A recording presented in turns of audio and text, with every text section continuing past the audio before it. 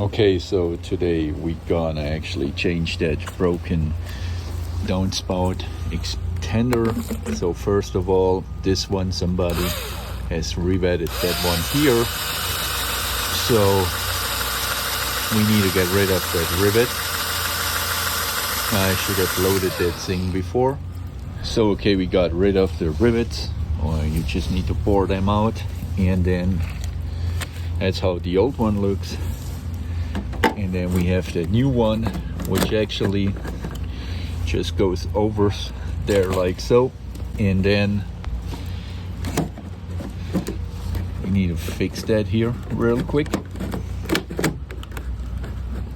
Okay, so now it's fixed, and then we just extend this one. Well, there you have it. It was an easy fix. Takes you like a few minutes. It's the old one. That's how the new one looks like, and I'm maybe gonna keep this part, not sure, but yeah, was a few seconds.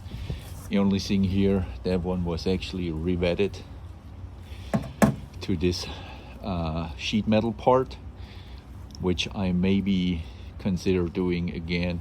And if you want to get rid of these rivets, you need like a little drill bit to do that.